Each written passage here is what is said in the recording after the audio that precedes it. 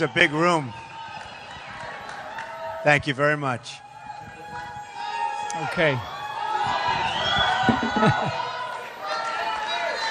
How's Virginia Beach doing today? Yeah, great. Great. Okay, hey, we have a busy hour upcoming here. We are going to go through a whole range of questions about our military, about our veterans, about our national security, a whole range of stuff today. So this will be a really good event, and we do deeply, deeply appreciate everybody coming out today. This is a really important period of time for our country. Thank you.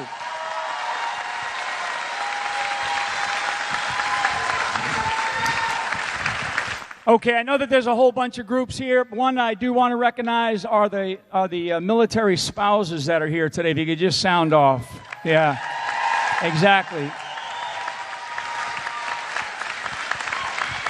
Thank you so much for your service, your sacrifice, and all that you do. Thank you so much. Okay, so the format here, just briefly, I'm going to just give just kind of an opening on on what's going on around the world today, and then get right into a series of questions, and we'll talk again about kind of the situation in the world and what is happening around the world, and then how that affects our national security, and certainly how that affects our military and our military readiness, etc. I think everybody knows that the world is in one of the most complex states that it has ever been in. When we think about what's going on in China and the South China Sea, we've got North Korea, and North Korea moving towards a nuclear program. We have Russia pushing on the frontier of East Europe. We have the Middle East, North Africa, Central Asia. Is just an utter disaster, actually. I can't describe it any other way than it's just a complete mess. And we are facing probably one of the most complex times that our nation has ever faced. So one of the things that I want to do is I want to talk first about our veterans. And I want to jump right in before we get into some of the situation with ISIS and China and all these other things. I want to talk and ask the next president of the United States here, Donald Trump, who is just exactly.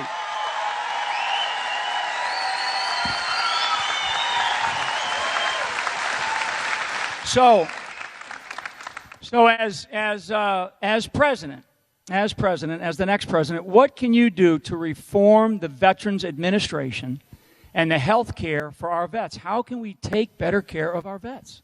Well, General, thank you very much for being here, Mike. We really appreciate it. And we really appreciate all of those generals and admirals that today endorsed me. We have a almost 90, These are the fighters. It's unbelievable. Almost 90. And these are our fighters. These are our fighting generals. And there are actually a lot more to come, but I really appreciate everything from you and all of them. We have great respect for those people. These are great, great people. So if you look at the veteran situation, I have been so involved over the last year and a half and before that in seeing what's going on with the VA, and it is a disaster. And I've become so friendly and helped the veterans in so many different ways, but it's such a big problem, and we have no clue. Hillary Clinton said everything's working just fine. She doesn't know that people are standing on line for 7 days to see a doctor and dying, Mike. They're dying on line. And we came out with a plan, a 10-point plan, and it's on the website, and you'll see it if you want. I'm sure most of you have already seen it, but it's been really praised by the veterans and the veterans groups. And the fact is the VA is the Veterans Administration and waiting and all of the problems. And you do have some good doctors in there, but people can't get to see the doctors because the administration, the bureaucratic workings of the Veterans Administration are a total disaster. And what I've done and what I've looked at, and you know all about the rate of suicide and all of the problems, and numbers that honestly are not even believable when you hear 22 people a day.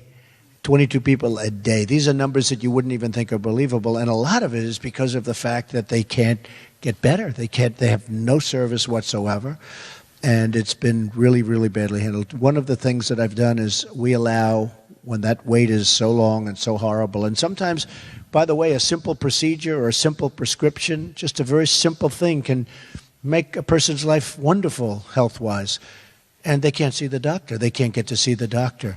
And we have a plan where you're going to leave, you're going to go across the street or down the road or a few miles away. You're going to see a doctor, okay? You're going to see a doctor, a really good doctor, You're going to get taken care of 100%, or you're going to go to a local hospital, whether it's public or private. You're going to get taken care of, and your government is going to pay your bill, and you're going to be all set. It's going to be very good, very simple. It's a promise. That's great. Should have been done a long time ago. Yeah. And along that line, specifically, because you've talked about this with female veterans, and I think this is just as very, very important because of the size of the scale of the number of females that we now have in our military serving as volunteers.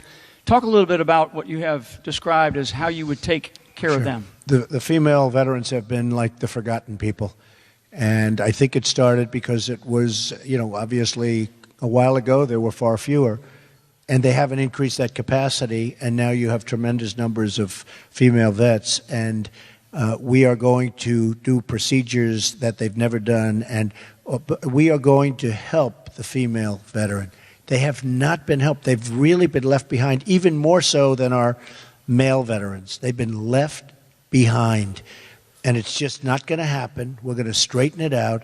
We're going to give them also the right. If things are not being done right, they're going to have the right to go to a local doctor or physician or a local hospital. And again, whether it's public or private, whichever one is most convenient and whichever one is better, frankly, and they're going to get themselves taken care of, whether it's male or female, and that's so important. And the other issue that's so important is mental health, because the mental health problem is such a massive problem in the VA. And that's something we're going to devote a tremendous amount of time to. And it's not just amount of money. The money they're spending is tremendously. It's a huge amount of money that they're currently spending. But they have people that are incompetent in the VA, tremendous, and they have people that are stealing. You've seen that. If you look at Phoenix and what's gone on in Phoenix, where they can't even fire the people, they found people that are stealing and found people that are very dishonest. They can't even get rid of them. All of that's going to change. The VA, you're going to be so proud of what you have. I mean, we're going to take it, and you're going to be so proud of what you have, believe me.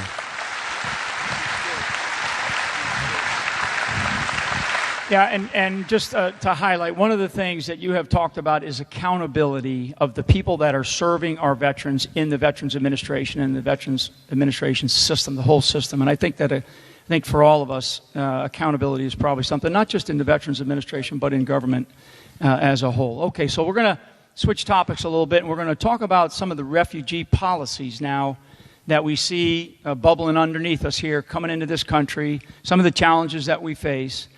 What do you think of Hillary Clinton's current refugee policies, and how do they differ from your own? Look, she's a disaster in so many different ways, folks. Disaster.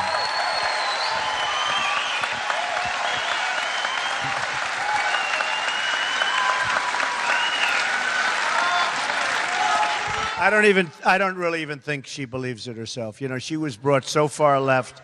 She was brought so far left by Bernie and the group, and I think we're going to get a lot of the Bernie people because of trade, if you want to know the truth.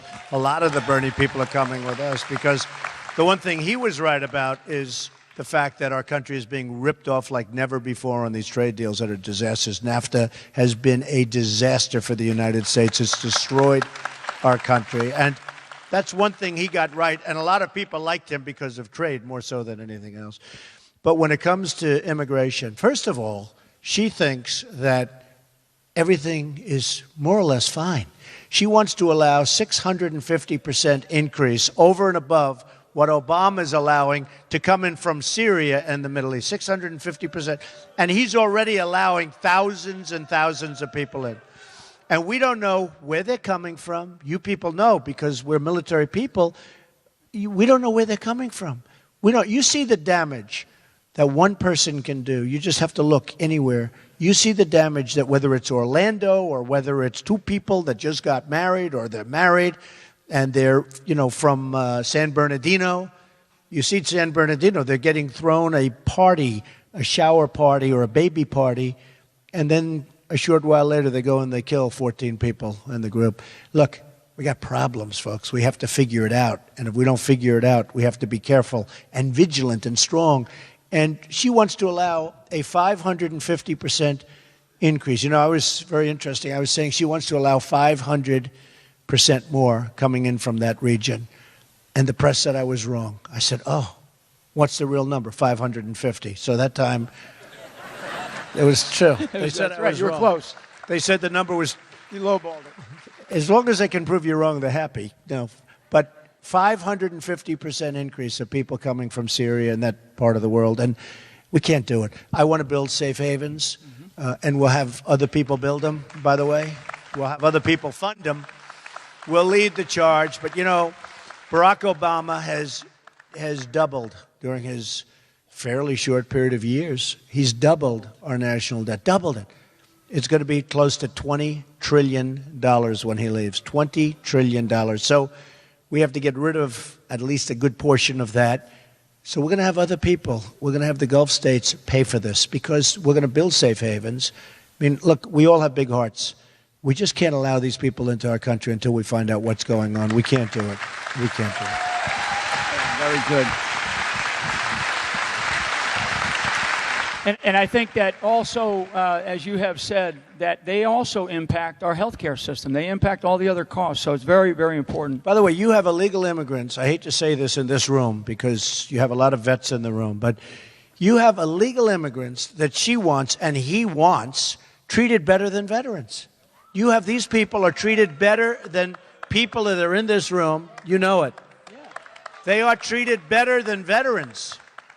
And let me tell you, folks, they got their priorities mixed up. That's going to change so fast, okay? It's going to change. Yeah. Good. General, we have a couple of people. By the way, Mayor Rudy Giuliani of New York, who, what a great mayor. Stand up. Stand up, Rudy.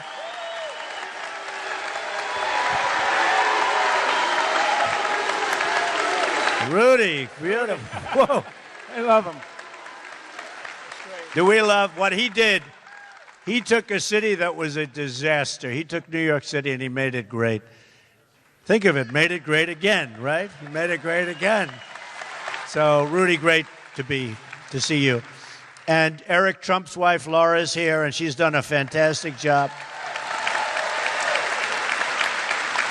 Laura's been working very hard, in particular in North Carolina, but helping also with Virginia. We have some people in Virginia, Mike Rubino and the group. They've been amazing, and hopefully we can get everybody registered because we have to win. Virginia is a very important state. We have to win Virginia. Thank you. Okay, so speaking of disasters, the Iran nuclear deal. And Iran has, I mean, we're talking about putting nukes into the hands of an Ayatollah that says death to America, death to Israel, and they continue to fire ballistic missiles all the time in violation of this deal. But Iran has engaged in growing hostilities, has increasingly shown it continues to have nuclear ambitions. Right. And as president, what are you going to do about Iran? First of all, if you look at the policies of Hillary Clinton and Barack Obama, they have created what will be a world power. Not, they're talking about a regional power. This is going to be a world power. They have become rich. They have become powerful. The deal is one of the worst negotiated deals of any kind that I've ever seen. If you look at it, just study it. We give them $150 billion. How about the $400 million in cash that we gave them, floating in? Obviously for hostages. That was the big lie also, just like Obamacare was a big lie. This was a big lie. And think of it, $400 million in cash. And they kept the hostages. Remember, it had nothing to do with the hostages, but the hostages weren't allowed to leave the airport until such time. And then they came. Who ever heard of $400 million in cash? Different denominations, different countries. They want all different money from different countries. Who even has the power to authorize something like this?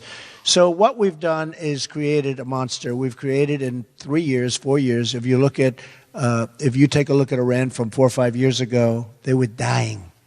They had the sanctions. They were being choked to death. And they were absolutely dying. They weren't even going to be much of a threat. They didn't have anything going. And now they're a power. We've made them a power. Overnight, we've made them a power. Number one, they're highly threatening to the state of Israel. They are so bad for Israel. Obama has been so bad for Israel, but they are a great threat, and they're a threat to us. And they're going to have nuclear weapons, and this path, in my opinion, is going to be a quicker path to nuclear weapons. The deal is grossly incompetent. And then I don't know if you saw the other day, we have the little boats going out, and they're making all sorts of horrible gestures. You know, they learned the gestures, I guess. They studied the United States, and they gave those kind of gestures to our sailors and our captain on the boats. And, oh, boy, I'll bet those guys wanted to blow him out of the water. I'll bet you. I'll bet you they wanted to blow him out. And so you see these four little boats circling, going around, you know, taunting. It's like they've been emboldened. Here we are, we made a deal that's such a great deal for them, and they now feel power. They feel power. Remember the sailors, the 10 sailors who were a little bit off? They were in the water. So instead of saying, hey, you're on our water, please, you know, go over there. They humiliated our country. They humiliated those 10 people. And and the only reason we got them back, of course, you would have gotten them back very fast if I was president, that I can tell you. But the only reason we got them back was the payment the following day was due. A lot of the money the following day was due. And stupid they're not. And they wanted to get that. But just think of what's gone on. Here we are. We made this deal. We made them a power. And we also happen to have given them Iraq, because Iraq, you know, I always say Iraq and Iran were very similar militarily. And they'd fight, and then they'd rest. They'd fight. And then Saddam Hussein would do the gas, and somebody else would do something else, and they'd rest. We knocked out the one. And a lot of people don't realize that Iraq has some of the greatest oil reserves anywhere in the world. And so Iran is going to get whatever ISIS doesn't already have, and probably take that too, by the way. What we've done to create a major power through really stupid leaders, stupidity, is just shocking. It's one of the dumbest deals I've ever seen. John Kerry's a terrible negotiator, but somebody... But don't forget, this was a deal that crooked Hillary Clinton wanted. She wanted this deal. This was a very important deal. And she wanted that deal. And most people don't even get it. You know, normally you understand a deal, you say, yeah, I understand, we get this. We get nothing. We get nothing. This was a deal at the highest level of incompetence. The deal with Iran was at the highest level of incompetence. So we'll solve that problem if I get the chance, believe me. And if I get the chance, you'll be very happy. You'll be very happy. That's good. I mean, the leads. And just to remind people, just to remind everybody, Iran is still designated by the United States State Department as the leading state sponsor of terrorism, and we've put them on a path to a nuclear weapon. So pretty amazing what we've done. Staying in the same region, because this is something that all of us that have served in the armed forces over the last 15 years have been a part of, and that is fighting al-Qaeda in Iraq, now fighting ISIS. And ISIS continues to expand their operations. They have this caliphate that they've established in Syria and parts of Iraq, and they have launched attacks throughout the West. I think the latest count was somewhere between 22 and 25 countries that they have launched attacks in the last, probably 2 to 3 months. And that has resulted in somewhere between 7,000 to 10,000 casualties around the world. Just a stunning display of capability by ISIS. What is your response to ISIS? What do you believe we should be doing? Well, first of all, it wouldn't have started if we had proper leadership, because what happened... We shouldn't have been in Iraq, but we shouldn't have gotten out of Iraq the way we got out, where literally they announced we're going to leave by a certain date. I mean, the enemy couldn't even believe it. Actually, a lot of people thought it was a little bit of a deception, because they couldn't believe anybody would say it. It turned out to be true. And we should have left a small force, relatively small force. As much as I didn't want to be there, we should have left a small force. And really, ISIS just evolved out of all of the turmoil, all of the weakness, all of the stupidity of decisions from Hillary Clinton, from Barack Obama. And ISIS started off in a small area, and now I read the other day they're in 28 different states or nations. 28, think of it. So they're spreading rapidly. A report came out where they were told within the government that they want to try and minimize ISIS but the fact is they know it's actually gotten very much out of control. And we have to do something about, we can't allow the chopping off of heads, the drowning of people in steel cages, the viciousness, the violence. So we have to knock out ISIS. We have to knock them out good. And we have to get countries that are affected by ISIS. I mean, a lot of people say, as an example, Russia, you know, Hillary likes to play tough with Russia. Putin looks at her and he laughs, okay? He laughs. Putin looks at Hillary Clinton and he smiles. Boy, would he like to see her. That would be easy. Because just look at her decisions. Look how bad her decisions have been. Virtually every decision she's made has been a loser. But wouldn't it be nice, honestly? Because Russia doesn't like ISIS any better than we do. Wouldn't it be nice if we actually got along with Russia and you could knock them out together? Wouldn't that be a good thing? As opposed to, you know, tough talk. She tries to do the tough talk, and then she leaves. You know, she goes, and I watched it yesterday on the airplane, talking tough about Russia. Then she turned around and sat down, you know, which, by the way, wasn't even played on the national media. Wasn't that incredible? It wasn't even played. So we have to get along with people. We have to get along with certain nations, very importantly, because it would be awfully good to have Russia and others with us on major attacks on ISIS. And to stay on ISIS a little bit, because this is I think this is an important topic, and it's certainly it's one of the national security threats that our country faces today. You have described at times different components of a strategy: military, cyber, financial, and ideological. Can you just expand on those four a little bit? Well, that's it. And, you know, cyber is becoming so big today. It's becoming something that a short number of years ago, wasn't even a word. And now the cyber is so big. And, you know, you look at what they're doing with the Internet, how they're recruiting people through the Internet. And part of it is the psychology, because so many people think they're winning. And, you know, there's a whole big thing. Even today's psychology, where CNN came out with a big poll. Their big poll came out today that Trump is winning. It's good psychology, you know. It's good psychology. I know that for a fact because people that didn't call me yesterday, they're calling me today. So that's the way life works, right? But I think we're doing very well, and I really thank the state of Virginia. So many different places have been so incredible, so I thank you very much. But cyber has been very, very important, and it's becoming more and more important as you look, and a lot of it does have to do with ideology and psychology and lots of other things. You know, we're in a different world today than we were in 20 years ago and 30 years ago, and one of the biggest problems, and one of the reasons that we have to knock them out, is because the weaponry is so powerful today. You know, in the old days, you could have said, well, look, they have rifles, we have rifles, we shoot, and they have uniforms, we have uniforms. This is a whole different war. The weaponry is so powerful, and we have to beat them over there. We're allowing people to come over here. We're allowing, think of it, you're military people, we're allowing people to come over here. And, you know, I used to watch the migration, and I'd see people with cell phones. I said, where do they get cell phones? And some of those people had very horrible things on their cell phones, including the ISIS flag. And you say, what are we doing? What are we doing? But we're allowing people to come here, and we don't know, do they turn on us? Are a small percentage of them bad? Because if a small percentage is bad, that's not acceptable.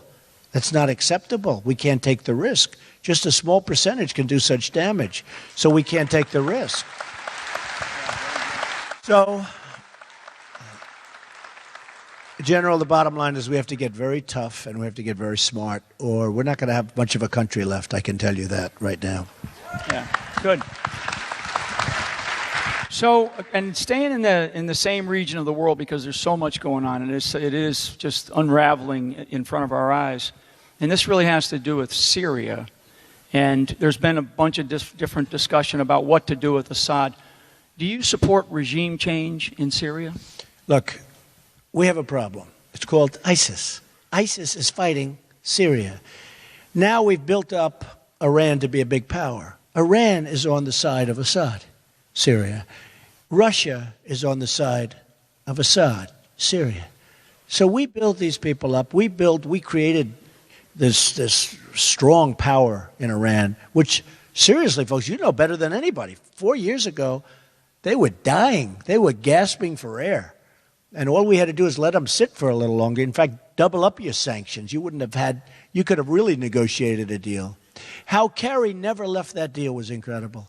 Everybody knew it was bad. They're dancing on the streets all over Iran. And literally, they're all celebrating, shouting death to America, the dumb Americans. What they're saying is incredible. They're saying death to Israel. This is in the middle of the negotiation. If I had a negotiation like that, I'd say, let's check this negotiation. Something's not going very well. We just kept going right through. He never left the table once. If he would have left that table and said, I'm sorry, you guys, first of all, we should have gotten our hostages back before we started the negotiation, okay? 100%. And we should have said very nicely, with respect, sorry, folks, until you do it, and then you leave the room, because they're going to say, no, we're not giving you your hostage back. Say, that's okay, don't worry about it. Then you get up, you leave. You get back to your plane, you double up the sanctions. They will call you before you arrive back in Washington or wherever you're going, turn the plane around in midair, your hostages are coming back, okay? Not $400 million in cash that we have to give. Believe me. And it's 100%. It's 100. It's not like 99%. It's 100%. You leave. You say very nicely. I always tell the story of my father, who was a very good negotiator. He taught me so much, and he'd say, "Are you listening to this, Ivanka?" But he'd say, "Son," he thought I was too tough with things, right? He'd say, "Son, take the lumps out." Do you ever hear this story? Take the lumps out. My father, Fred. He'd say, just nice and easy, nice and easy. Just relax, take the lumps out. And so I was thinking, see, in the old days, I would have said, we're not giving you anything. I would have made the room very angry. Now I just say, sorry, we owe $20 trillion. We don't have the money. We can't do it. We can't do it. It's easier. We don't. By the way, how do we pay them all this? We keep the $150 billion, but with the hostages, you say we have to have it back. Look, our people want the hostages. Your people don't care. Their people probably didn't even know. They did because they played up the hostages, because that's a sign of, the big, brave Iran. So what happens is you say, we have to have the hostages back. They will say no. You leave the room and you double up the sanctions. Within 48 hours, you'll have your hostages back, believe me.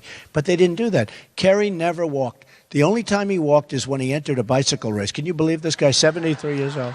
It's real. He fell off his bicycle and he broke his leg and he was out of the negotiation for 3 or 4 weeks. And they probably did better in the negotiation when he wasn't there. But that's the only time that he left. He should have left the negotiation and doubled up the sanctions and get what he wants. That deal is a disaster for us.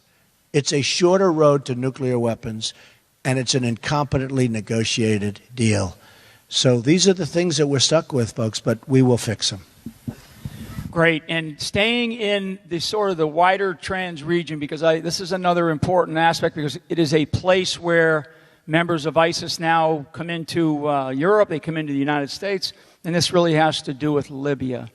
So since 2011, with the removal of Gaddafi, Libya has turned into a safe haven for ISIS. Yeah. It is also one of the shipment points for some of these refugees that are leaving, coming into Europe and into the United States. What would you do in Libya to defeat ISIS?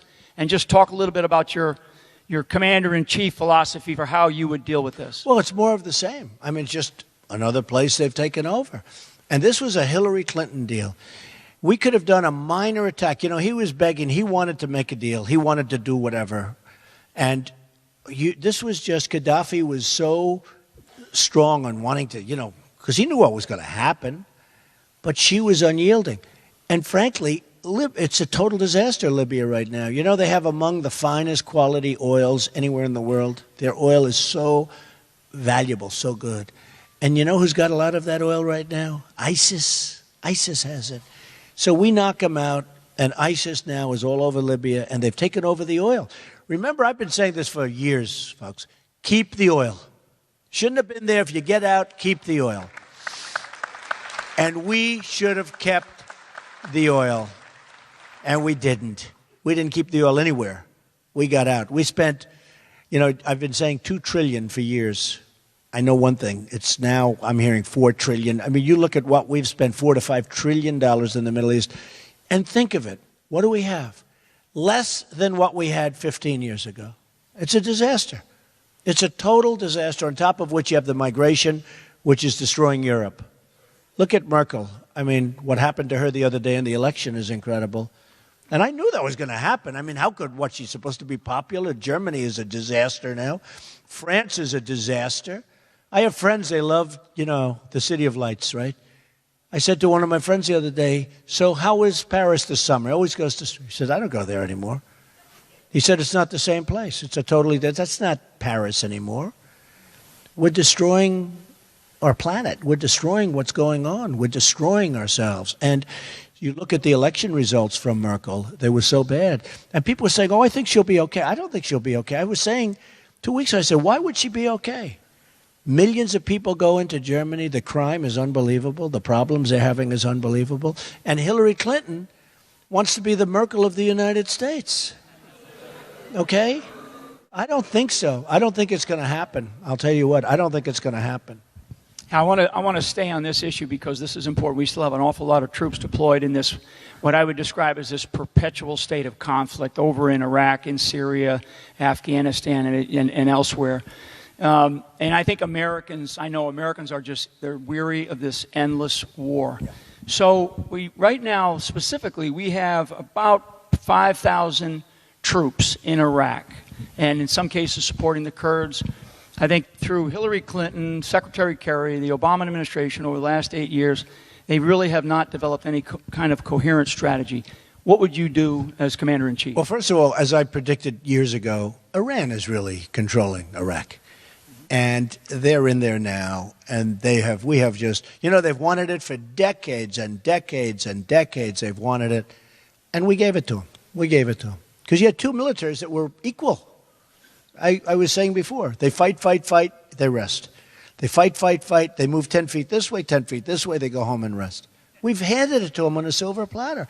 When I say about the deal that we made for them or with them on the whole, the $150 billion deal, I always said that's one of the best deals I've ever seen. Not really. The best deal is we have given them Iraq with among the largest and finest oil reserves in the world. We've given that to Iran. We've handed it to them.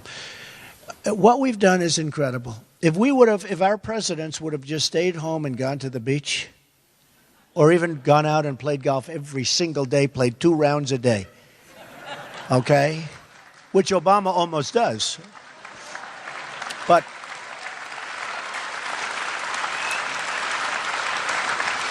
I think he's played look, golf is wonderful. I think he's played 300 rounds of golf or something like that, more than 300. That's more golf than many members on the PGA Tour. Okay? So look, it's a very serious problem, but honestly, if they would have just done nothing, we would have been in much better shape. Forget about much better shape. It wouldn't even be close. The Middle East now is a total catastrophe between the migration and all of the problem and all of the death. And I'm talking death on both sides, folks. I'm talking death on both sides. Look at the people. They blow up a city and they say 2 people were wounded. All right? You know the real numbers, okay? The real numbers are astronomical. Astronomical.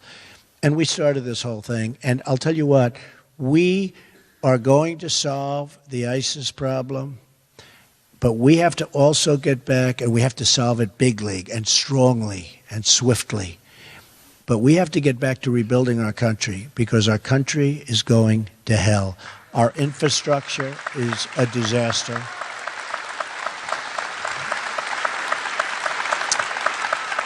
Our roads, our bridges, our tunnels, our hospitals, our schools. I mean, we'd go into Afghanistan and build a school, they'd blow it up. We'd build it again, they'd blow it up. We'd build it a third time, it's still there, barely.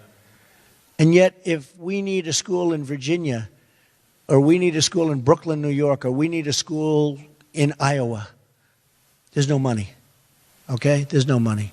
What are we doing? What are we doing? So, one of those things. Yeah.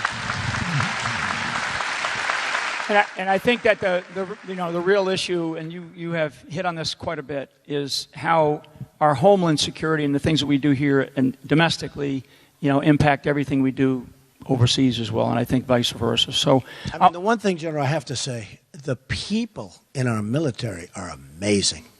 They're amazing. The people. And we don't take care of them properly because the vets are not being taken care of. And we don't take care of them in the field either because the equipment is old and tired. And, a friend of mine has a son who's been in Iraq for quite a while, going back and forth to different places over in the Middle East.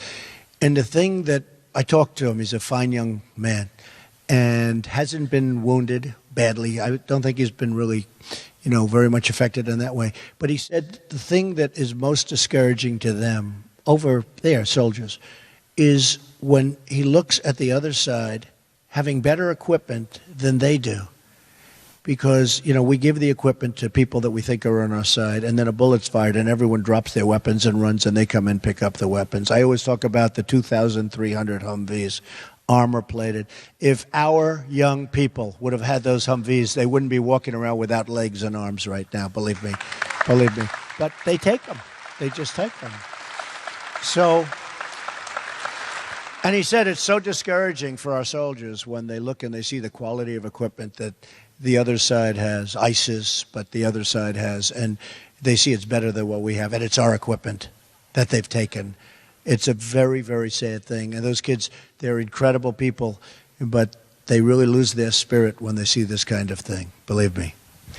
So what I want to do is I'm going to jump to the other side of the world now and talk a little bit about North Korea, because North Korea is probably one of the most belligerent countries on the planet with Kim Il-jung. And so North Korea, they have grown increasingly belligerent under the Obama-Clinton administration and against them. And they have done just some unbelievable things over there with testing of some of what we believe is their nuclear capability. What do you see just overall as your strategy for North Korea? Well, it's not that they've done some unbelievable things, but they're in the process of doing some unbelievable things, believe me. They're very belligerent. They have no respect for our country, none whatsoever. And we have a situation that's a potential catastrophe. We have somebody that truly does have nuclear and nuclear capability. The carrier maybe is not there yet, but it soon will be. We have a man who is, he's took over 25 years old, I guess, or around then, and now it looks like he's getting more and more hostile. And what I would do very simply is say, China, this is your baby, this is your problem, you solve the problem. China can solve that problem. And remember this, that's a big problem. China has virtually total control over North Korea, but they say they don't because they want to tweak us. Look at our president. They wouldn't even give him stairs to come out of Air Force One. Okay? All right? And they probably say on that, gee, we couldn't get him there, When I saw that yesterday, did everybody see that? Where he couldn't get off the plane? So he had to get off on the kind that dropped down, but that's really meant for the crew. That's so that when they fix the plane, they go up on those stairs. The whole thing is just, it's insane. It's interesting with the president, because I saw that yesterday with the stairs. He went to Saudi Arabia, and the top people didn't greet him, right? He went to Cuba, and Castro, the brother, was not there to greet him. And I said to myself, if that happened, I'd land, I'd hear he's not there to pay respect to the country, not to him, to pay respect to our country. I would say, thank you very much, fellas, that's okay, close it up, boom, let's go back to Washington. I would. Let's go back to Washington.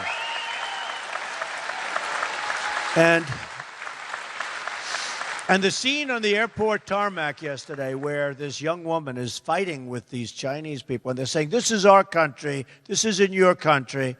Wow. And just so you understand, we are very good to China. And I have great respect for China. I make a lot of money with China. China's great. I don't hold it against them. I hold it against our leaders for allowing this to happen with the trade and the trade deficits. The trade deficits are massive. $500 billion trade deficits. No, I hold it against our leaders. I respect China. I mean, our people should be doing that to them. But it doesn't work out that way. So, nothing against China. I have the largest bank in the world as a tenant of mine. I sell condos to people in China. I sold to everybody. But that we allow this to happen. And then we land on Air Force One. And I was saying, in the history of Air Force One, which is long and distinguished, these are the only 3 times where incidents like this have taken place. Think of it. Lands in Cuba, doesn't have high officials to greet him. Lands in Saudi Arabia, which we protect. If we didn't protect Saudi Arabia, they would be gone. Okay, they would be gone. But lands in Saudi Arabia, and they don't have the high officials to greet them, their highest officials. And I said to myself, that's probably the only time in the history of Air Force One where it goes into a country, lands, and you don't have the appropriate officials to greet, right? I really believe that. And then you're talking about a long history. But then, yesterday, they won't give him stairs to get off the plane. Amazing. It's amazing. Yeah. Okay, so one more here, and I want to talk a little bit about, in this case. It is hard to believe, you have to say. It is. It's unbelievable. It's unbelievable. So I want to talk a little bit about Hillary Clinton and the FBI. Last week, the FBI, on Friday before the 3-day weekend, they released notes from Hillary Clinton's email investigation. What do you think that these new revelations say about her qualifications to be Commander-in-Chief? It's such a long answer to that question. It could go on for days. 13 phones, iPhones, whatever they were, and just banging the heck out of them. How about the acid wash of the emails that didn't mean anything? How about the 33,000 missing emails that were acid washed? Okay, acid washed. And Rudy was telling me nobody does it because it's such an expensive process. Okay, 33,000. Now, these emails had to do with the wedding. I give that 5. The wedding. And the other thing, of course, was the yoga classes, right? Now, look, folks, this is serious. This is a very sad time, I'm telling you, for justice in this country. This is a very sad time. I've never seen anything like it. Yeah, it is. Never seen anything like it. I mean, go a step further. How about, I guess it was July 4th weekend. The interview takes place on July 4th weekend with no taping, no tape recorder, no nothing. And right on the weekend, when everyone's like away or not watching. And then the information that they wanted was released on Friday before Labor Day weekend, Friday afternoon. Everyone's away. No, this is a very, very sad situation that's going on here. This is a very sad situation. I've never seen it like this. We're like a third world country. We're like a third world country. Never seen anything like it. But on November 8th, we will cure this problem.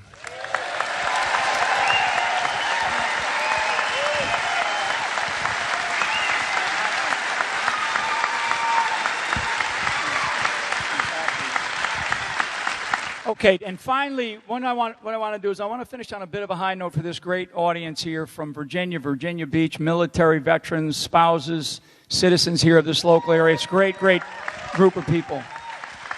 Talk a little bit about building our military. What would you do to rebuild the strength of our military? Okay, first of all, it's not like we have a choice, okay? Somebody said, oh, well, we don't have to spend. We're not going to have a country if we don't have. This is one of the most dangerous times that we've ever had. Some countries you look at what's going on with the weaponry being produced or bought by some countries, and it's unbelievable. And we're not keeping up. So this isn't like, oh, gee, well, let's invest it someplace else or let's do this or that. When we build weapons, we're also employing people. Remember that. So this isn't just a one-way street. We're employing a lot of people. And when we have fighter jets, I don't know if you saw the documentaries. About a month ago, there was a documentary on the fighter jets. They're so old that we can't get parts for them anymore. So they go to the plane graveyards and the museums where they have the planes in these museums. And they take parts off the planes in the museums. And then we have our young men and women flying these planes, and they were complaining. They said, you know, when I came in, our planes were new and great, and now they're retiring. They're getting ready to leave, and some of them would like to stay. But they're getting ready to leave, and they look at, you know, using old parts. Literally from plane graveyards and museums is where they get the parts. This is not the United States that we know, folks. This is not the United States that we want. This is not the United States. So we're going to rebuild our military. We're going to rebuild it with the finest technology in the world, because we have the finest technology. We have the finest technology, but we're not paying for it anymore. And frankly, we're paying for too much. And sometimes we're going to companies that are political, and we're getting things that aren't as good. You know this for years. Things that aren't as good as similar equipment that's better for less money, because they're politically connected, the companies. So, you know, I've spent a tremendous amount of money. We're going to announce very soon how much we've raised. We raised a lot, but I've spent a lot. I put more than $60 million into the campaign, and I'm going to be spending a lot more over the next 2-month period. Think of it. We're down to 63 days. Hard to believe. Who would have thought? This started on June 16th last year, and now we're down to 63 days. And I must say, with your help and with everybody's help, we're going to do something. We're going to make America great again. You know, it's about make America great again. So I just want to thank everybody. Really amazing people. And Rudy, I want to thank you very much, and Lara and Ivanka for being here, and of course, a truly great general right here. Mike, thank you. Thank you. Ladies and gentlemen, the next president of the United States, Donald J. Trump.